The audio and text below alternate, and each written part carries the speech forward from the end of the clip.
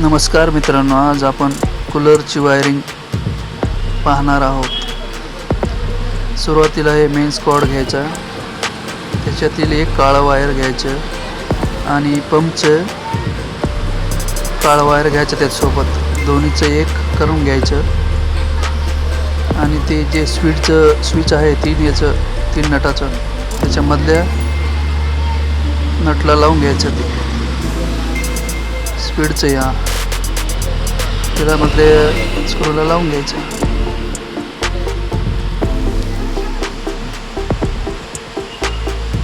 फुल tight करून घ्यायचे जेणेकरून ते लूज होणार नाही.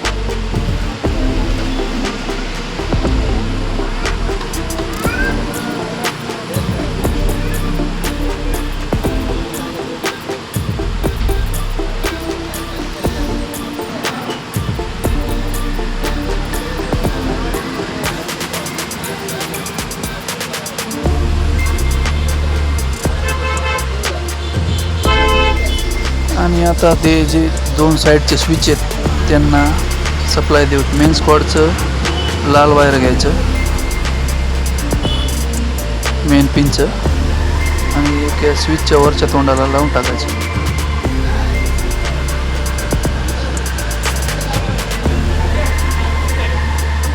स्क्रू ड्रायव्हरने टाईट करून टाकायचं आणि नंतर ते लाल वायर कटरच्या सहाय्याने शिलून घ्यायचे आणि दुसऱ्या स्विचच्या बोर्डला लावून टाकायचे.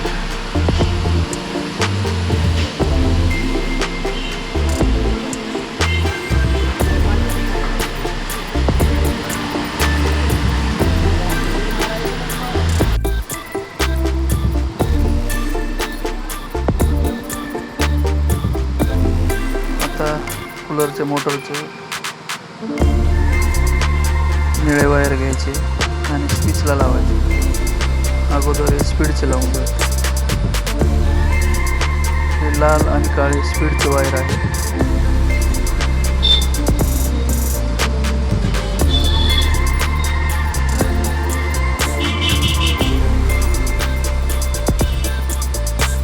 लाल स्पीडचे अगोदर लावून घेऊया वरती.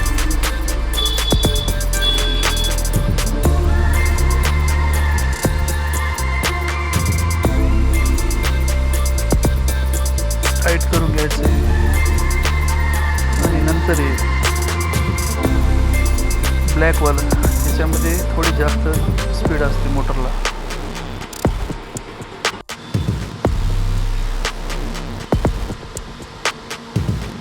ब्लॅकवाले वायर लावायचे. आता हे हाय स्पीड असते वायर, याच्यावरती फास्ट मोटर फिरते. आता जे आहे निळ्या कलरचं ते कॉमन वायर आहे, ते लावायचे स्विचला. याने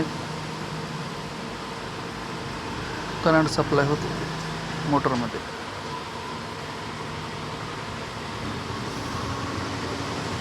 आणि आता एक राहिलेलं आहे पंपचं वायर.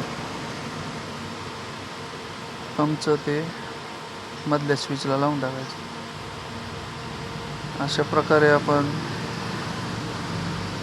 घरच्या घरी कूलरचे वायर एखादे जर निघले बोर्डातून तर कळत नाही कुठे लावावं ते.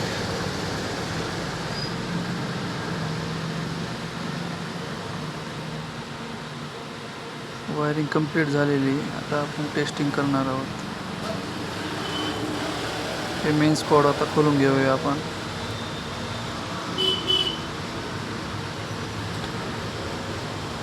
आणि मेन प्लगमध्ये लावून चेकिंग करून घेऊ.